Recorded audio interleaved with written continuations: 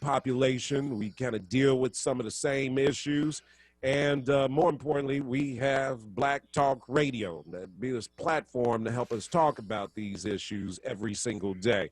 So with that, Nick, welcome back to WVON, my brother. Happy Wednesday to you. It's always good to be with you, Matt. Kim, it's so good to see you again and to be able to share this time with our brothers and sisters from Chicago through the agency of WVON is just a high privilege. It is so unfortunate that we do so in the shadow of the topic that we have to share today. All right. You're right about that, but this is a conversation that is important, that we need to have, of course. Absolutely. And conversations that we've had before in the past. You know, it's funny because, Kim and Nick, I was watching Questlove's piece, speaking of Philadelphia, right? Isn't Quest from Philadelphia? The roots of Philadelphia. He absolutely is, man. Absolutely. Yeah. And that Summer of Soul, man, and when you think of the history Black people in this country, you know, that documentary kind of touches on the issues that were important back in the late 60s, right? And primarily, we're dealing with violence so much, we're dealing with poverty, though, right? We were dealing with underserved communities. We were dealing with the heroin epidemic and what that was doing to our community. And then, of course, later on, you know, we've always had this violence issue in Chicago. You know, give us kind of a historical perspective on Philadelphia, if you can, Nick, in terms of this issue of violence. And I want to just see how it compares, and Kim and I want to see how it compares to what we go through here in Chicago. You know, the amazing thing, Matt and Kim, is that there is an almost lockstep when it comes to violence. In the 60s and the 70s, Chicago was plagued by gang violence. I remember being in Chicago in the 70s. I had a girlfriend who lived in the Robert Taylor homes, and I realized I didn't need. I said to myself, I ain't gonna have this girlfriend for long. Not here. But gang violence. You guys had the Gangster Disciples. You had the Blackstone Rangers. We had street gangs in the city of Philadelphia. That surged the violence, and then there was the drug plague that hit. You had it. We had it, and now, right after, you know, this pandemic, there was this surge, and Chicago shot up, and Philadelphia just followed right in suit, and right now we're at 311 murders in the city of Philadelphia, and you guys are ahead of us quite a bit, but you're a much larger city, and so we are finding ourselves facing some of the same issues with the same type of demographics defining neighborhoods and defining economics. You know, Nick, it's interesting that you're saying that because I just completed a walk. We have a pastor here, Pastor Anthony Williams, who's from UCC Churches, and it was his brainchild to take a walk from Chicago to Washington, D.C., hitting 10 cities. And I completed that walk with him from June 23rd through July 4th. Oh, man. Philadelphia was one of those. And at the time that we got there, the murder rate was at 297. So just in that amount of time, you all have already broken 300. Yeah. Every city that we visited, Gary, Indiana, Toledo, Ohio, these are smaller cities. Of course, Wilmington, Delaware, which is where President Biden is from. All of these cities are all on track to break their records as far as murders are concerned from last year as well as the year before. And one thing that we saw everywhere that we went were people want to find some solutions. They want to find some solutions to figure out how they don't have to be the next person for this violence to touch their lives. Philadelphia was a very interesting place when we got there. So I'm so glad that we're able to simulcast. No, we had very strong voices meet up with us in Philadelphia talking about what you guys are doing to attack this issue of violence. Well, you know, one of the things, and we'll have one of our guests who will talk about some of the work that we are doing here in the city of Philadelphia. There are a lot of people joining hands, joining hearts, and trying to link up to find ways to combat the violence. But, you know, it seems that this violence is a stubborn thing, and we find ourselves, even in the face of our best efforts, we find ourselves fighting an uphill battle. I imagine the same thing is going on over there for you, Matt and Kim. Yeah, I talk about Chicago all the time and the history of violence, right?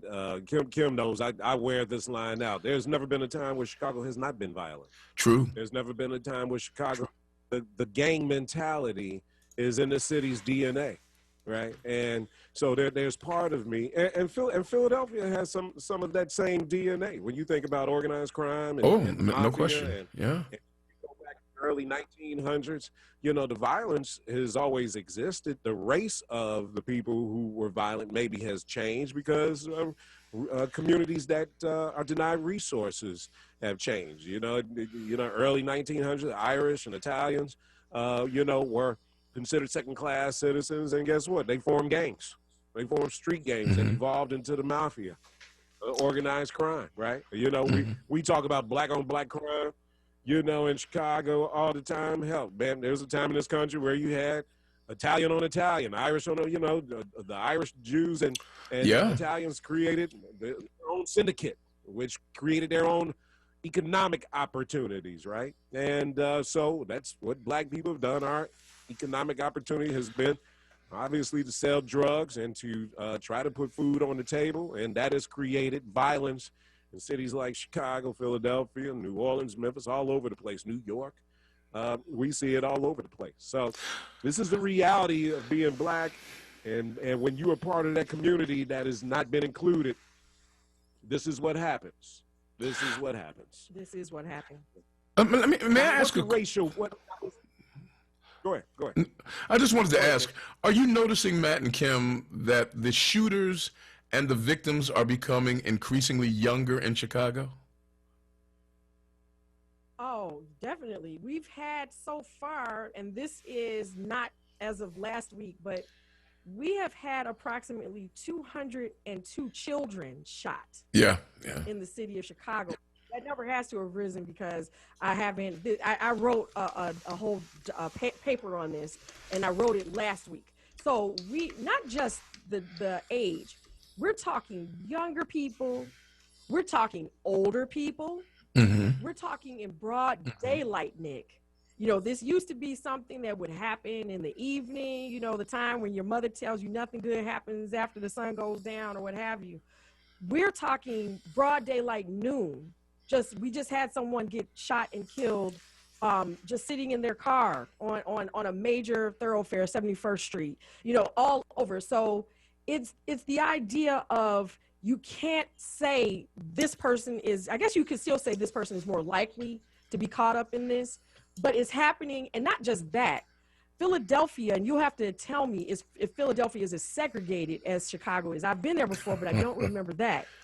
It's starting to spill out of the communities where it was known to be, the South and the West Sides. It's starting to spill out into downtown Chicago, North Side areas.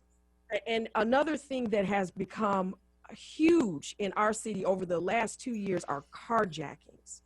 Major numbers of carjacking by younger people, to go to your point as well, because it appears that younger people cannot be held as accountable as older people. It's almost like they're being put up to do it. So yes, we're seeing an increase in a lot of killing, shootings involving younger people. I'm glad you mentioned that, and I see that our guest has arrived. But one of the things that we had noticed, that even though most crime is down, a lot of the other crime that you normally see is down, carjackings are way up. And I did not know that the same thing was happening in Chicago, that you had carjackings that were going up. And as you said before, a lot of it is being driven by younger people. It is a scary statistic, Kim. It is. And also one more thing, Nick, that I'm kind of paying attention to. In many instances, the shootings that are happening, they are happening even with, I won't say with the police presence necessarily, but there just doesn't seem to be that fear anymore, that deterrent factor of there are police officers around. We have this one place that we call, it's like a strip, an economic strip in a neighborhood called Park Manor. And there was a lot of traffic there around 2 o'clock in the morning. So the police said, next weekend, we're not going to let that happen. And they came out in force, 30 police officers, 15 vehicles. And someone still came and shot 10 people, killing one, even with that type of police presence. So I'm serious. Yes, it really did happen. So it's just, there are many things that we're very concerned about here, but that 202 children being shot in Chicago with 13 killed, 13 babies killed on the streets of Chicago. These are things that we are very concerned about. You know, I think back about in the early 90s, and we're going to bring in Dr. Lamar Hasbrook, who has joined us here. I think back in the early 90s, there was a name, Yummy Sandiford. And Yummy was 11. Remember that, Nick? And I remember Yummy, Really, that was shocking to the country to see this 11-year-old that was immersed in the gang culture here in Chicago. And it seemed like that story made Time magazine, and everybody was talking about it. And then shortly after that, Yummy was killed. It was almost like he got too much attention for the gangs, and that was something that they definitely did not want at that time. But, you know, I'm not sure that the young people being involved is necessarily a new thing. It might just be that we're covering it so much. Now, I do think the young people getting shot and killed is a new thing. But that is something. Now, Kim, Dr. Lamar Hasbrook is on with us right now, and he's the former director of the Illinois Department of Health. And one of the things you were walking for was this issue of public health, as violence is a public health crisis. Yeah, right? and so here's the thing. When Pastor Anthony Williams decided to do this, so he got a bill passed here, which we're going to talk about a little bit later, House Bill 158, which basically labels violence as a public health issue, as a public health crisis, so that we can try to figure out and detect what is really going on. When he first came on the station, Melody connected me with him because that resonated with me. I used to work for the Illinois Department of Public Health, and the very first person who ever introduced that concept to me was Dr. Lamar Hasbrook. So I'm so happy that he is here to share some of his thoughts and on the science of this, because we're talking about the science of urban violence. How are you, Dr. Hasbrook? So great to see you. Hey, I'm good, Kimberly. Good to see you too. Good to see you, Matt. It's been a minute. Good seeing you. Yes. And greetings to you, Nick. Nice to meet you. Pleasure, my friend. Pleasure. So when we're talking about violence as a public health issue, Doc, are we on track with that? Are we on track? I mean, is this really one of the roads that we need to be taking? Because, you know, there are a lot of people in despair around the circumstances that are happening right now. Share some of your insight on this. Right. Yeah, I would say we're not only on point with that paradigm or that framing as violence being a public health crisis, public health issue, public health priority, but we're actually kind of behind the 8 ball in terms of, you know, we've been doing this in public health for at least 2 decades and looking at violence as a public health issue. And the obvious reason why we do it is because when you look at let's say leading causes of death. There's a lot of indicators of health, but if you look at leading causes of death, you'll find that homicide, especially among African-American men, Black men, is the #1 leading cause of death for men age 1 to 19, for men age 20 to 44. And then when you get to 45 to 64 years old, it becomes #9, leading cause of death. So we tend to outgrow violence. It makes sense. You don't see a lot of 60-year-olds going, duking it out on the street corner. But actually, when you look at African-American women, it's like #2 and #4 leading cause of death for ages 1 to 19, ages 20 to 44. So it's up there. We're talking about 7,500 deaths per year among Black folks. We're talking about rates that are 6 times those of whites, rates that are 3 or 4 times those of the national average. And so when you just look at the burden in terms of death, not to mention the non-fatal incidences of violence, those stabbings, those shootings where people actually live, and then everything under that iceberg, you can quickly arrive to the conclusion that it is a public health problem. It is a public health priority. So that's kind of one way we do it. The other way we do it is we try to superimpose upon this particular problem, that is violence, all forms of violence, but let's talk about the most extreme form, which is fatal violence, lethal violence, which is typically firearm related, gunshot. When you look at that and you superimpose on it what we call the public health model, which is how we attack any health condition, we start with step number one, which is really defining it. So something we call the descriptive epidemiology. It's like the where, the what, the when, the why, the how, who's involved, just describing the picture. Is it South Side? Is it West Side? Is it Northern Philly? So, that kind of thing. What people are involved in. Is it men? Is it women? We know that fatal violence is typically a male phenomenon, although it's growing in women. It's usually about 80 to 20, 85 to 15% in terms of those perpetrators and victims. So that's kind of step number one. Step number two is looking at the risk factors and the protective factors. So those things that lead towards violence, fatal and non-fatal, and those things that might buffer or protect an individual, a family, a community. So that's step number two on the public health model ladder. And then step number three is really looking at interventions, prevention, those types of things, best practices, models that really help to change the trajectory for certain folks in harm's way. And then step number four is really scaling those. And so that's kind of the public health model, and it's been applied to violence again for at least 2 or 3 decades. And depending on the political will, sometimes there's a lot of interest and resources to focus on that kind of research and spread it. And then sometimes, again, depending on who's in the Oval Office and where the money is flowing, what the priorities are, sometimes it dries all up. And so that's kind of the big picture of how we frame violence as a public health issue. If I might, Dr. Hasbrook. Go ahead. I'm sorry, Matt. Go ahead. Oh, no, Nick, go ahead. I was wondering about when you speak of it as a public health issue, people immediately think of the mental aspect of health. Are you looking at it prophylactically, like, hey, we've got to figure out what's going on in people's minds before they become violent? Or are you looking at it from a reactive perspective? We've got to deal with people because of the violence and the trauma that they've endured that might lead them into further violence.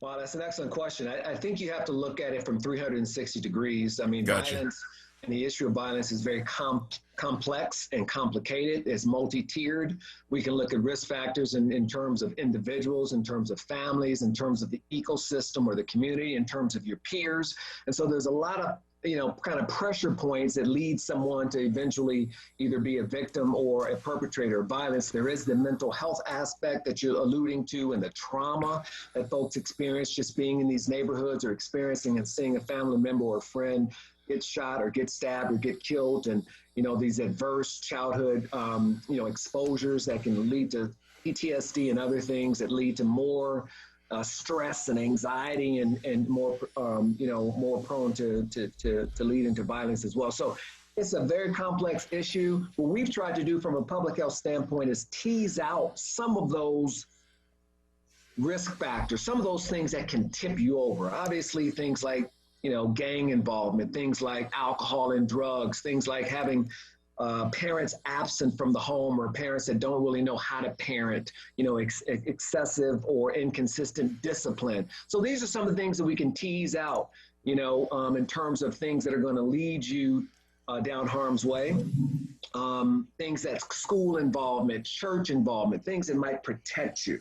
Having good coping skills, good conflict resolution skills, things that might protect you, that kind of thing. So we try to tease it out from that standpoint as well, but it really does require a holistic analysis and a holistic approach that needs to be customized for different individuals, different families, different communities. So I guess here's the question I was going to ask. A couple of things. I think, when you talk about public health issues, right, the average person, we think about stuff like COVID, right? We think about, a pandemic or something like that, hey, you know what, there's a vaccination out, you can get your shot, and you are protected. That's one thing. So I think, getting people to look at violence in that way is one challenge, I'm sure, right? That how do we take this issue of violence and what it's doing to our community and our people, and how do we connect the dots, like you just brilliantly did, Doc, to people understand it's a public health issue. The other part of that is Black people's experience with access to health care in this country has not been good, right? That's and correct. So when we look at health issues that plague our community, like high blood pressure and diabetes and all these issues, or early detection of cancer and all that stuff, we connect that to access to health care.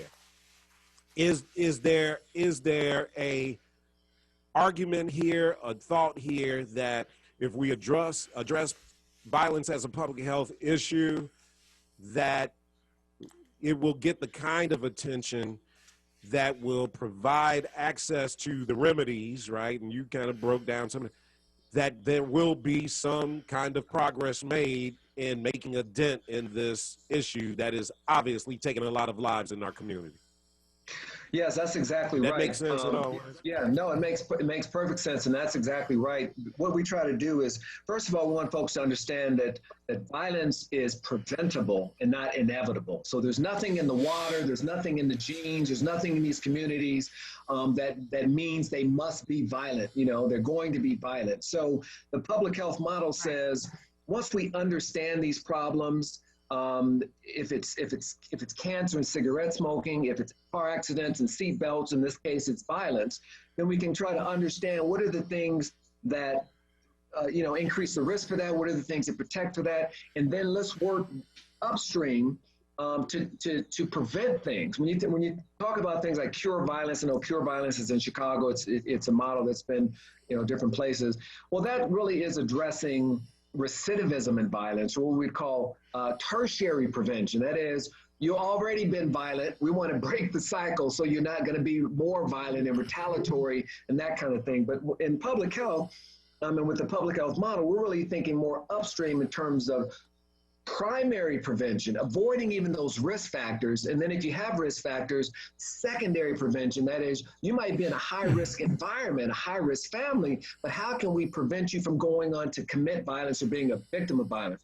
So it really is about, a framework that says this is preventable and not inevitable. Once we identify those things, we can then reinforce those things that help, de-escalate, neutralize those things that don't help, and then kind of prevent the outcome of violence from happening and decrease that. Mm-hmm. All right, guys, we're talking to Dr. Lamar Hasbrook. You're listening to a special simulcast broadcast here at WVON. We're joining our sister station or our brother station, either way we want to put it, the Black Powerhouse in Philadelphia, WURD Radio. Like us here at WVON, Black-owned radio, talking about these issues that have plagued our community, the stuff that you guys hear Kim and I talk about every day, and Perry Small and Rufus Williams and everybody on WVON. These are the issues that they talk about in Philadelphia as well. True. Every show there, trying to get to the bottom of it and the solutions, and no other issue is hurting us more than this issue of violence. Well, now that we do have this tool here where we have declared this to be a public health crisis in the state of Illinois, we know that there has been an executive order in New York. It's taking the world by storm. Doc, I went on this walk. I went to 10 different cities, and every city, Gary, 57 murders. And Gary's this very small city. South Bend, Indiana, 14 murders. Toledo, Ohio, about 30, 88. And we're talking about, gun violence. There's a big focus on gun violence, but we're talking about babies being killed, beaten to death, domestic violence. We're talking about elder abuse, child abuse. We're talking about, just like you said, all of those different forms of violence that don't necessarily end in a murder. Just there seems to be this lack of being able to relate to each other, that type of thing. So now that we have this law, as you know from being a former head of the Department of Public Health, there will be an appropriation. What is the most effective way in order to roll out some type of, I don't know if it's a program, if it's policy pieces, what do we need to be doing to bring down this count of violence? Well, a couple of things I want to say in response to this. Number one is, in terms of the trends of violence, they're actually coming down nationally in terms of fatal, firearms, and non-fatal. Violence has come down. It really peaked in the early to mid 90s, and it was associated very tightly with the crack crack epidemic. So it is coming down nationally. It may not look that way in your locale, and there's still far too many murders and non-fatal violence, and still disproportionately affecting Black and brown folk. But it has been coming down from a national standpoint. That's number one. Number two, as we alluded to, for every murder, it's important to understand, we focus on murders, but for every murder, consider that the tip of the iceberg, there's a whole lot of non-violent or non-fatal violence that occurs. Folks that come to the ER, folks that get patched up, folks that may survive, domestic violence, intimate partner violence, bullying, fighting, all the other stuff that we never even see and talk about, but it's a culture of violence that we're dealing with. Now, when you get to solutions and you talk about an appropriation, before we even talk about money, we got to talk about commitment. Because if it's not a sustained commitment, as you know, I chaired the task force in Illinois and did a whole bunch of other things while I was there. Some of that got off the ground, some of it didn't. I was the staffer for that task force. I was the staffer for that. Okay, well, there you go. There you go. Yeah, so I know you're going to have Representative Ford on, and he was part of that task force.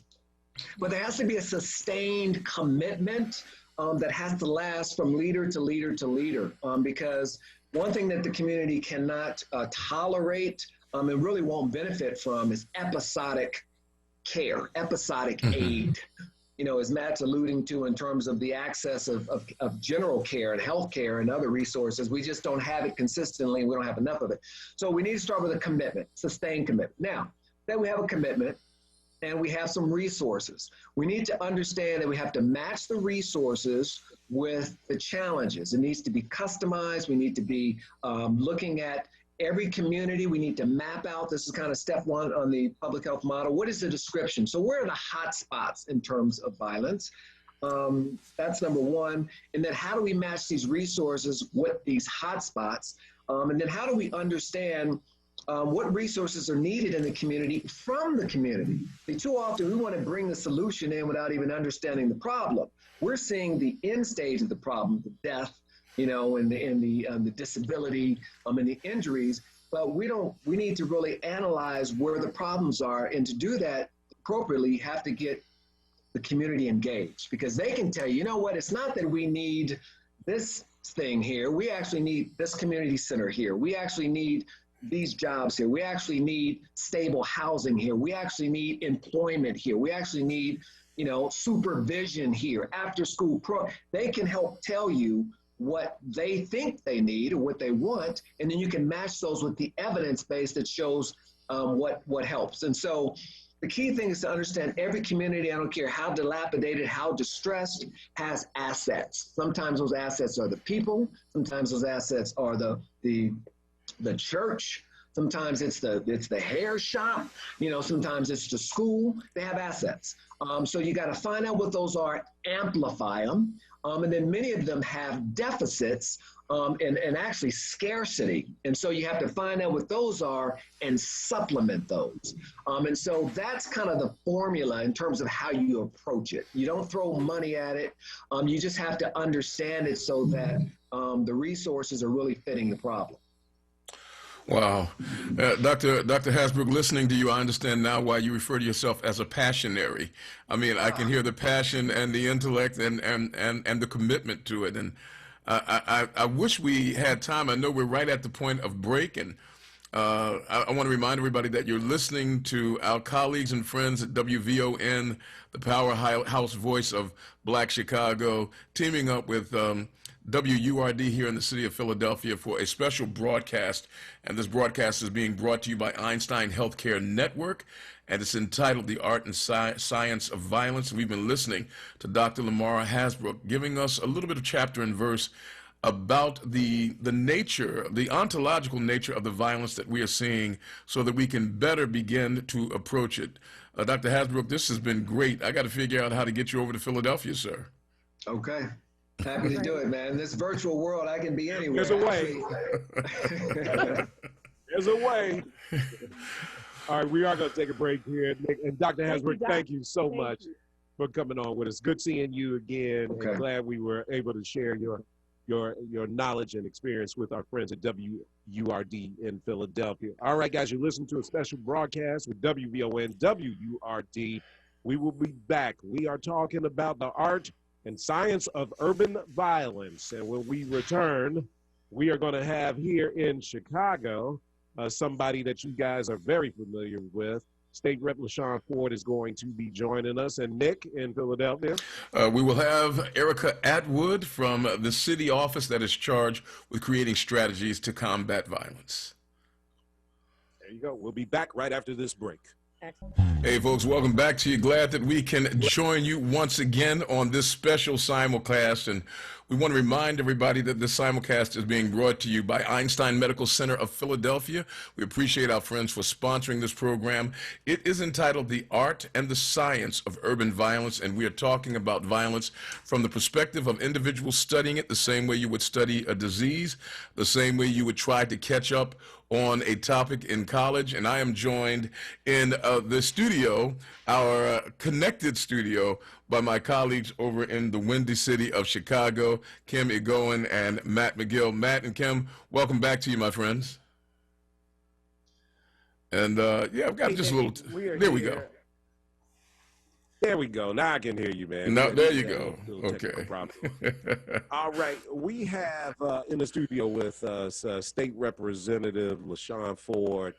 And when I tell you, ever since I've been at WVON, Nick, this brother has been fighting the fight on all levels. And so it's a pleasure to have him here to talk about the legislation that's been passed on violence as public health.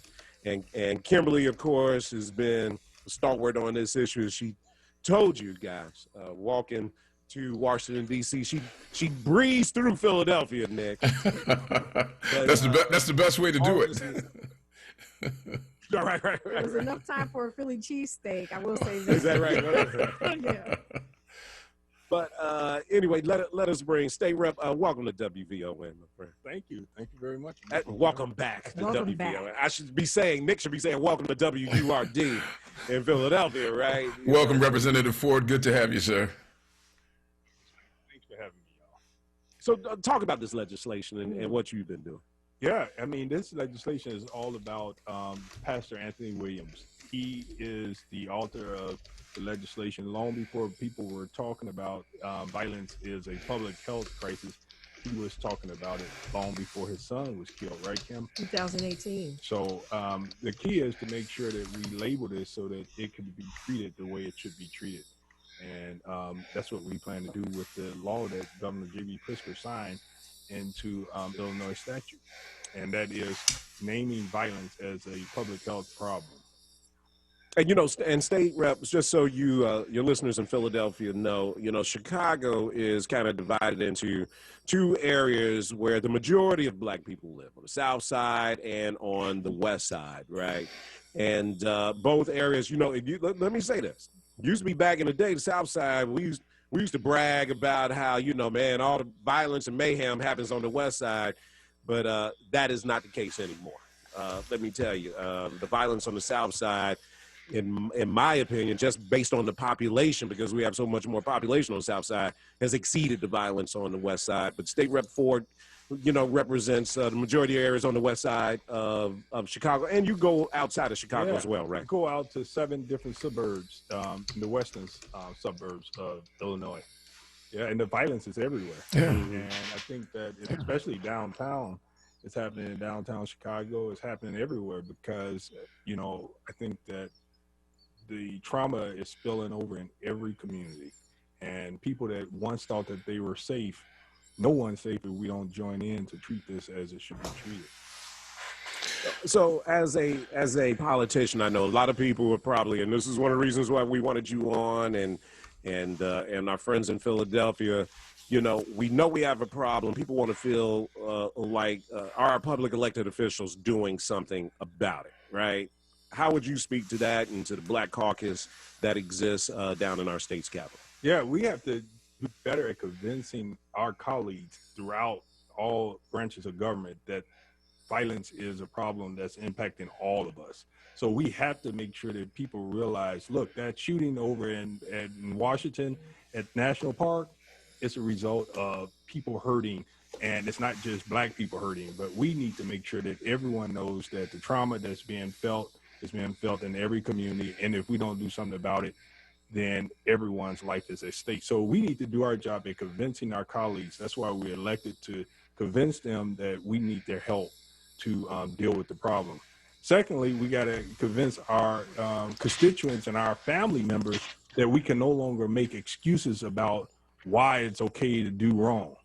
I mean, it's very, very difficult, but one thing's for sure, we've come out of a lot as Black people, and we just celebrated Juneteenth. Mm-hmm. And there was, you know, just thinking about Juneteenth, what our ancestors had to go through, but because of their fortitude and fight, we're here today. And so they didn't make excuses. Imagine if they made excuses, we wouldn't be sitting here today. And so I think we have to give up the excuses that we're having every day as to why we can't make it, you know, why Todd's people, you know, holding us down, the man. You know, I just think that when we... I just got that, Rep. I just got that. Hey, so excuses, we already know that there is a problem. We know, I heard you, Matt and Kim, you guys spoke about the conditions. Mm-hmm. Absolutely. We have to recognize the cards that we're dealt. But everyone, when you play spades, you're looking at a strategy to win. Regardless to what those cards are, you're going to figure out a way to play that hand the best that you can. And that's what we got to look at in life, no matter what. No excuses. Let's try to win. And we saw the model for it when COVID-19 hit. It was a disease that absolutely no one knew anything about, but it was like, we cannot fail. Failure is not an option. And they figured out a strategy. They tried things. They came up with, you know, we've got to make sure that we contain this. We have to do all of this. I think, and you may think I'm right or wrong, that violence has never been approached in that way because people feel like, oh, that's just them over there.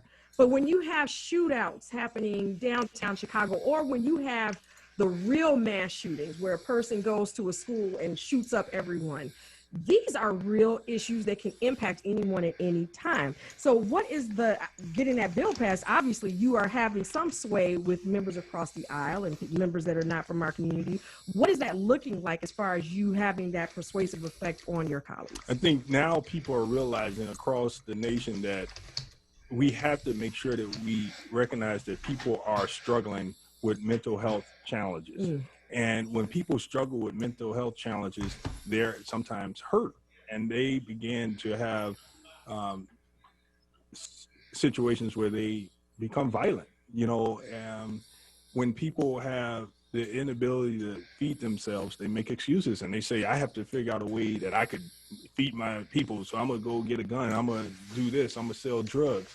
But we can no longer make those excuses. And we have to send a message in our towns that we believe that, just like in our families, when we're raising our kids, that if you do wrong, we're going to give you tough love. We're not trying to kill you, son, but we're going to whoop your butt, or we're going to do whatever we need to do, punish you. But, you know, consequences. You got to have consequences for your actions. And that's the message that we have to send to the people so that we could, what you call, deter crime. But we have to have a system, once we get them in it, that it's not going to make them worse. So mayors and governors have to make sure that we reform our institutions like Cook County Jail or whatever county people are in, that when they go in, there's a plan for them. We should not send people to our state prisons only to return them back worse. That only hurts our community. So society is really doing it to our communities across the country. It's not just Chicago, it's everywhere. You know, I think that's the quandary that we're in. But go ahead, Nick. I know you want to say something. Yeah, I just wanted to, just following up on Representative Ford's last statement about not making them work. Our criminal justice system, the entire juridical process is based on retribution. There's been a lot of talk about restorative justice models that would allow for the healing in our community to take place after infractions. Is Illinois doing anything to bring that aspect of criminal justice to the table? Yeah, absolutely. You know, a few years ago, I established a committee called the Restorative Justice Committee because I know that, one, you have have to have a system that recognizes the harm that has been done to a person, recognize that they have to pay the price, but try to find some type of balance so that there's some forgiveness, so that there's healing. And that's what we're doing. We're doing it more with Judge Evans. Judge Evans get a real bad rap these days with the crime going on, but he's got the restorative justice models for juveniles, where the juveniles are not going to be sentenced to and have a felony on their record. They have to go to what you call the restorative justice court. And that allows them to get the reforms in their life that they need. And then they will not have a felony on their record. So we do have it. And we also have it for adults here too. It's called Redeploy Illinois, where people are, sort of put into a system, diverted from the criminal justice system so that they don't have to be faced with felonies. Nick, it looks like we've got our sister Erica on with us. You want to do the honors and introduce this dynamic black woman? It would be my sheer pleasure. Ladies and gentlemen, we are pleased to have joining us the Senior Director of the Office of Policy and Strategic Initiatives for Criminal Justice and Public Safety in the city of Philadelphia. That office is entrusted with enhancing the well-being of communities and by trying to find ways to stem the tide of violence. Ms. Atwood, it's a pleasure to have you. And we're in the middle of a little bit of a tug of war in the city of Philadelphia, where people think that the government just isn't doing quite enough. Give us a little chapter and verse on what the government is doing. Sure. And good evening, beautiful Black people. It is a pleasure to be here and an honor and a privilege. And so, one, forgive me because I am running the streets and in between things. So I really wanted to make time for this conversation. I understand the importance to have this dialogue locally and nationally. So to talk a little bit really quickly about what we're doing, I'm chiefly responsible for violence prevention, community engagement, as it relates to public safety, criminal justice reform, and innovative initiatives, as well as our reentry supports and offices. What we are doing here is our 5-year comprehensive strategy. It's called the Roadmap to Safer Communities. It was written in 2018, launched in 2019. We were supposed to implement it in 2020, but we all know the apocalypse started. And so now we're in 2021, and we are really trying to hit the ground running and save the lives of folks that look like us. And what I have been doing is I have been restructuring this work, having been on a local and a national level working in youth development, community engagement, and violence prevention, is really focusing on what does it take to be innovative, what does it take to engage community in a sustainable way, what does it take to align city services in a way that is supportive of the work, and we're doing that, and we're doing that in ways on a weekly basis, it's not a daily basis. And so the idea that before I say that, I will say that we're one of the cities that the White House has identified that they're going to provide technical assistance for. We were on that call last week with Ambassador Rice, the mayor, myself, and Vanessa Garrett Harley, who's the first deputy managing director. What they want to do and all of the supports and services that they are recommending for cities that are in that cohort to do, we have already begun. We have already launched. There are academic institutions like UNLV that are looking at us and how they're looking at how we're coordinating city services in a geographic way to support not only police, but community organizations. We are doing it from an asset-based model. We are doing it in a real-time problem-solving model, and that is what is going to work. We are investing in community organizations with our targeted community investment grants. If you are in Philly and you have not applied and you want to apply, you are an individual or small organization, the applications are still open to the end of this week, till Friday. So we are making the investments, we are doing the things. May I ask how much, what the number is on that investment so that people can get an idea of the scope and scale of the investments? For FY22, we are investing $155 million just in supports for safer communities. And so that is public safety work, behavioral health work, trauma-informed work, investments in young people and communities, all related to public safety. because it sounds like you all are really on the move and doing a lot, but what does that look like for me, just living in a home on the street in Philadelphia? Perhaps there have been some violence that happened to my family or something like that. How would I access, or do you have to be an organization in order to access that? I'm just trying to figure out. No, so yeah. So a couple ways. It depends. If you are just a resident in the neighborhood, you are going to see more interaction in your neighborhood. If you are experiencing high levels of gun violence, there's going to be more activity at your recreation center. We have our community crisis intervention team, which is on the street overnight, that is mediating conflicts, that's talking to young folks. They go door to door after an incident. You have access to behavioral health resources, even if it didn't happen to you or somebody in your family. If it happened to the kid around the corner, down the block, and you feel some sort of way because you knew that kid, you still have access to behavioral health supports. If you have a family member who has behavioral health issues and they are in crisis, what we are now doing is not just having police respond, but we are having police and a behavioral health professional respond. And so those are the things that regular folks can see. Let me ask you guys this, and with all the work that's being done on the ground level, and what you're doing, Erica, and State Rep LaShawn Ford, legislation that has been passed that's looking at this issue of violence in our community. Is there any point of this where we have to understand the history of this country and how this country was born from violence, and that violence is just a part of who we are in America? The laws that support guns in this country and almost encourage guns in this country. You hear people in Chicago wanting to arm up. You know, we sound, look, my people on South Side Chicago, they sound like people down in South Carolina and Florida, red states. They ready to arm up. They ain't playing around. How much of the history, the real history, and what we saw on January 6th, right? The insurrection, which is all about what? This country, birth of this country, people ready to fight and be violent. How much is that just who we are as Americans?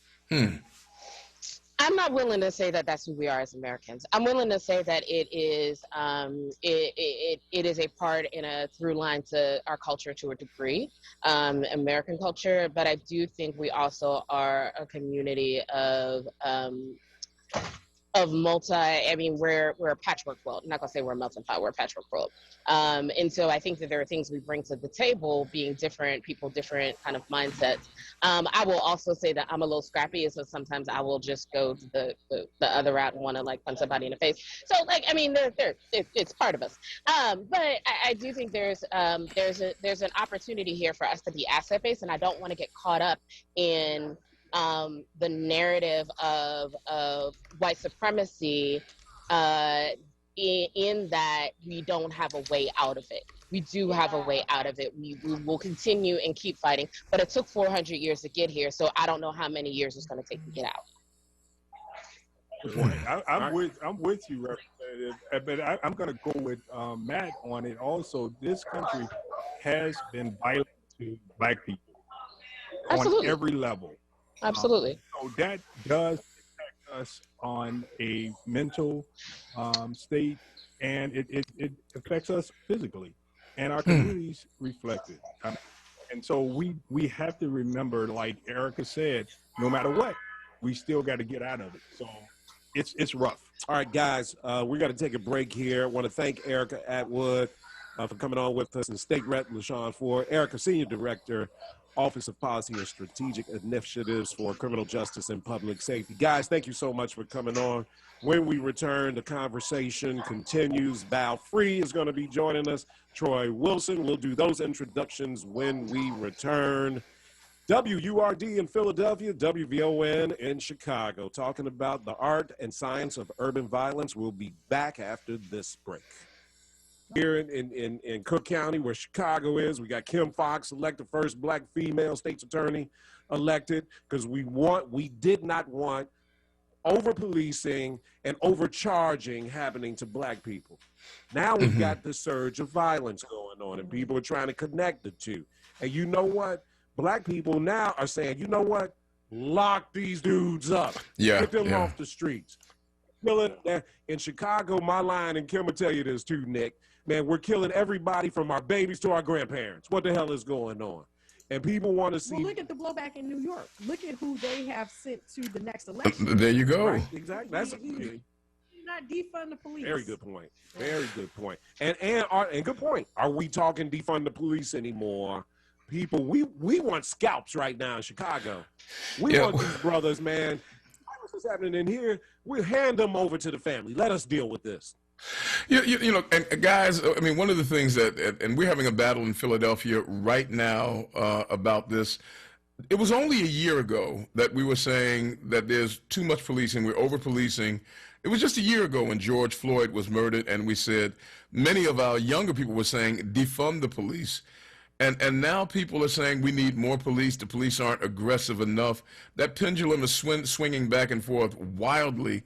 And many people are saying that we need to have a police emergency or a violence disaster emergency declared in our communities. I think that might bring to our people police forces that are almost militaristic, that would create the kind of problems that we thought we just got rid of. I'm not sure how you feel about that. You know what? We've got some phone calls. This is what we wanted. We got some calls from Philadelphia. Oh. All right, yeah, Kim's over there with the phone. Let's take, all right, we got a brother calling us from East Oakland, California. Let's go with him first. Why not? Let's go to Rob. Rob is calling us. Uh-oh, did we lose him? All right, Rob, call back. Say, what's happening, family? Can you hear there me? you go. There you go. Rob, what's going on, man? You're on with Nick Taliaferro, Kim, and Matt, Chicago and Philadelphia. We got Dr. Hasbrook back on with us. What's on your mind, Rob? Say, here's what I want to say, man. We've had these tragedies happening to our black communities, our black families forever. These are 3 movies that we need to study and dissect. And if we do that and we get it properly dissected, we can change our community starting tonight. One is Menace to Society. We got to go back and look at that. 2, South Central. We got to go back and look at that. And the third one we got to go back and look at is Boys in the Hood. But when you look at Menace to Society, when Old Dog came through the door in the beginning of the movie in a liquor store, he was strapped, man. And so the store owner said something about his mama. And that pain made him take another person's life, 2 lives. So we got to get to the trauma, and trauma's just now hitting these communities. It's only been around these underserved, no-served communities for about 7 years. All right, you know what? We thought you could only traumatize if you went away to war. Good point. We've got Dr. Lamar Hasbrook on. Doc, did you hear that call? Yeah, I did. What do you think about it, Doc? Sociology by Hollywood. Let me hear you. Well, I appreciate the caller, and and shout out to Oakdale because I spent some time there in my formative years, as well from being a native Californian. No, I think those movies are informative and can be informative. I think if I got his point, in terms of the guy walking into the store strapped, I think that, to my mind, makes me think about the accessibility to guns and to weapons. We are uniquely probably 10-fold, 20-fold in terms of access of guns, in terms of guns per people. I think there's an average of 2 guns per every living person in the United States.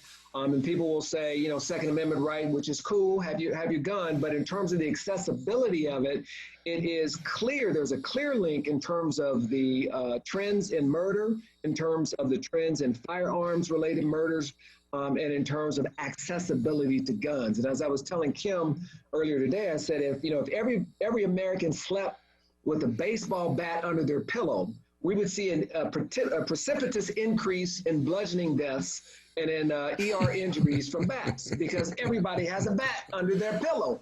And that's the analogy in terms of the accessibility to guns. We have way too many guns and easy accessibility to guns. And that is something that we really have to deal with here. We are a violent culture, but we are a more violent culture in terms of fatal injuries because of our access to weapons. Adroitly handled, Dr. Hasbrook, adroitly handled.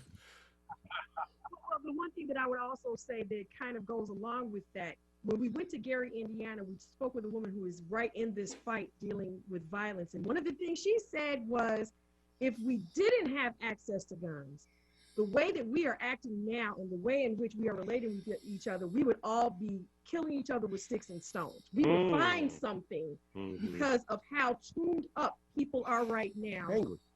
Anger, you know, everything is inside. You know, Kim and I Kim, I would challenge that. So would I. Yeah, I would challenge that and take you back to the nursery school. Rhyme, sticks and stones may break my bones, but guns is going to kill me. And so there is a lethality trajectory that we need to pay attention to. I sense that a drive-by stone throwing is going to yield a lot less damage than a drive-by Uzi shooting. I would agree. You know, Kim and I had a very dynamic sister whose heart is in the neighborhood, each and every neighborhood that she can touch in Chicago. We were talking about this issue the other day, and I was surrounded by these incredibly dynamic Black women who care about Black men, number one, who care about the violence in the community that's going on. And Val Free is on with us, guys. I know you see her on our Zoom chat here. And she is one of those dynamic women with the Neighborhood Network Alliance. And when I say her heart is in every neighborhood that she can reach, if she can reach all of them in Chicago, her heart would be split up into seven pieces, I'm sure. But her focus is on our community. She's Black, she's proud, unapologetically proud of being Black. And that's where her heart and soul is. And I want to bring her in on this conversation. Val, and we're going to get to the rest of the phone calls because we got Philly, we got Columbus, Ohio. We got Gary, Indiana, that Kimberley just mentioned. And, of course, you're from Chicago, Wood. You know we got Inglewood as well. But, Val, talk about the work that you do, what your goals are, and why this is so important to you. Okay, so I am the executive director of the Neighborhood Network Alliance. And our goal is to bring people together from a standpoint of human capital. For many years, we have used block clubs as the power base in our neighborhoods. And as we continue to look at how block clubs move, we realize block clubs is more of an antiquated model, but it's still effective in some areas, but overall it is not. So our goal is, how do we stabilize neighborhoods? We have to use the next generation of leaders to stabilize neighborhoods. And if we don't use them, we're going to continue to see the things that we see and get the things that we get. So how we do it is we identify a block liaison on every block and say, can you do a human capital inventory? Find out who's on your block that's interested in housing, economic development, health and wellness, arts and culture, public safety, education, all of those things, and create a network. And what we have found is when we ask young people, would you like to be involved in block clubs? They cringe, they frown, they do not want block clubs. Generation Xers, millennials, all of those in between are not attracted to block clubs. So what we're saying is, would you like to be a part of a network of arts and culture professionals and enthusiasts? And the answer is totally different from, would you like to start a block club? So what we're doing is changing how we organize, using a different language, but addressing our issues, because we are the people can save ourselves. The resources are right there on the block. We don't have to go anywhere else. So I love that approach. That's it in a nutshell. I want to go around the horn and see what everybody thinks about it. And I'm gonna start with Kim. Yeah, no, it sounds like you're using the assets approach. But one of the things that asset Dr. mapping, was talking about, no matter how dilapidated a community is, you have got assets. And you need to take stock of that. And really it's buy-in, because people are directly involved in something that they're interested in and sharing all of that knowledge with each other to bring up the community. I love that. Nick, I'm going to ask you in Philadelphia, or do you have anything like that going on in Philadelphia? And do you like Sister Val's approach here and what she's doing. Look, absolutely. If I go to another meeting where somebody comes into the room saying, if I had some turkey, I'd make a turkey and cheese sandwich if I had some cheese, where all they do is measure what they ain't got. I mean, the idea of asset mapping, discerning what resources lie at your disposal, both human and material, is something that empowers our people, that empowers communities. And says, Val, I got to tell you, look, clone yourself, send yourself over here. We could use another one of you.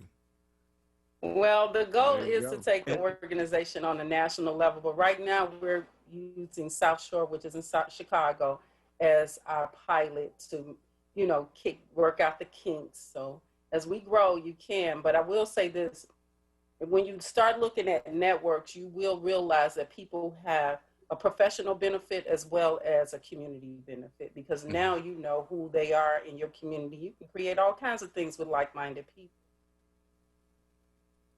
Dr. Hasbrook, I saw you nodding your head the whole time Val Free was talking. Yes, sir. Yes, I mean, yeah, I mean, I love the approach. As has been said by many, every community has assets, and so building on those is very important. But I think equally as empowering sometimes is identifying and prioritizing the deficits and the scarcity, and then allowing the community to lead in terms of what deficits or scarce commodities, resources, infrastructure, or whatever needs to be dealt with first. So it has to, you know, the best solutions come from within the community, which is what you're saying. Yeah, it's definitely a bottom-up approach. Our organization does not we stay very neutral, and we allow the community members to bring the issues that they feel are priority in their areas. Now we got some phone calls, and I think it's important to everybody. I'm gonna let Kim be the one who decides who's gonna be on. Okay, we're gonna go to Columbus, Ohio. Brother Michael. Hey, good afternoon, everyone. Thank you. What I want to say, first of all, what that lady said is excellent and not surprising, because since in Philadelphia, since our dear brother Dave Richardson in Chicago, since Fred Hampton, we've always had answers and strong ideas in terms of trying to empower and help our community. And I've actually lived in Philly for 60 years, and I frequent Chicago often because my mother used to live in Oak Park. And I used to leave out of Oak Park and hang on the west side and the south side. So I'm familiar with both. I used to live in Oak Park. You know, what's not ever being talked about, well, what's not often talked about is the problem is really at the hands of the two parties that run this country there. It has always been the Senate and the Congress. When you can't even convict someone who tried to destroy your country, it just the violence and what it stands for, it just trickles down. So unfortunately, we're having a terrible problem in our communities right now, and the people who should be charged with fixing it. Thank you so much for your call. You know, let's take a Chicago call. Let's go to Israel and Inglewood. Welcome, buddy. Yes. Hi, Bob. Hey, Bob. Hey, Matt, tell Matt I'm still walking. He's still walking. I heard, brother. Yeah. No, man, it ain't funny, man. I got back a couple of days ago. A friend of mine that I grew up with, he worked for the group. I got a call or text saying, hey, who just got shot up and pushed out a moving car. I'm like, wow. This violence is everywhere. I mean, yesterday, 71st, I mean, it's just out of order. I think it's a drill, man. I was trying to tell the pastor, and I don't know if Kim knew. This guy named Spot got him. Everybody, 54 million viewers doing this TikTok thing, but I'm saying, do they really know what that man's saying? Yeah. You know what I'm saying? That's it. So, like I said, I walked through Boston. I went to where the wire was at, Matt. Kim was like, don't go. Don't get shot. I was like, I got to go where the wire was at. I went to every ghetto we went to. And then when I told those people, Kim, like, I mean, they were like, dude, Kim, they didn't know your name. Do they know they left Chicago? It was like, it's funny. But Matt, early 90s, I heard you mention, it was more murder in the 90s than now. It's just Facebook. And that might be early 90s. And that's a good point, because Dr. Hasbrook brought that up about the actual raw numbers. You know, they were greater in the 90s. I think, yes, social media has something to do with it today, but also we're seeing more collateral damage, I think, today than we did. In the 90s when we had, 900, 1,000 murders in Chicago, really, it was in an isolated community for the most part. People that were involved in gang business, you didn't hear too much, you did some, but it wasn't too much like what we're hearing today. This 70 plus year old man being carjacked, beat up, and he died and had a heart attack. Yeah. Kids being shot and killed. See, we weren't hearing that in the 90s, but I do want to get everybody's opinion on what Bob was talking about and saying that drill music, a lot of this music, because he's right, man. If you look at these cats, TikTok and YouTube hits, man, they are getting 1 million hits. And these are some of the cats from the O Block here in Chicago talking about the violence and some just explicitly. Tell Just them, Kim. explicit shooting, killing, everything that you could like no musical quality whatsoever. I know that's subjective, but I think there may be something, and many of them are dying. Yep. They're definitely dying. Doc, there was something that you mentioned though about this idea of how to transform what we're experiencing now into something else. I don't want to take the phrase from you. Can you just Yeah, well, let me just speak very briefly on the last comment, because there is a lot of research and a lot of data to substantiate the link between violent imagery that is on media, that is on movies, that is on music, that is on video games.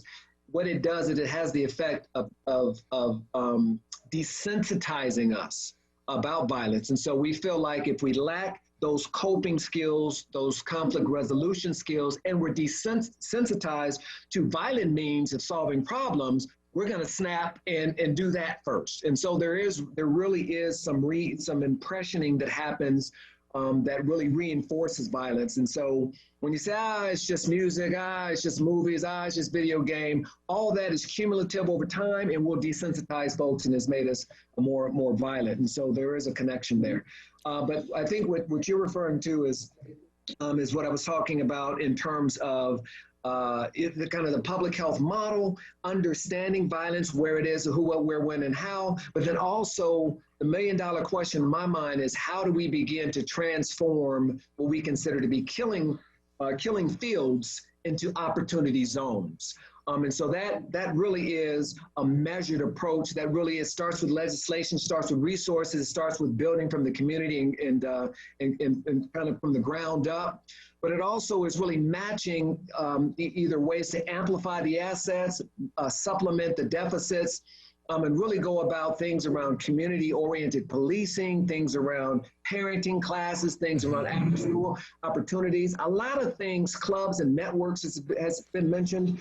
So if you want to transform a killing zone into an opportunity zone, you have to be willing to really put your shoulder against the wheel and in a sustained way to begin to make this happen. And that requires political will, and that requires, kind of ongoing commitment. And so I believe it can be done. It's been done in places like Harlem, very high rates where they have these community education zones, where they physically map out where's the problem, where kids are falling through the cracks, and then really all hands on deck to fill in those deficits in terms of transforming. And it's been amazing in terms of the turnaround. So, I think what I'm trying to say is that if we have political will, if we have sustained commitment, then we can begin to transform, I believe, some of our communities for the better.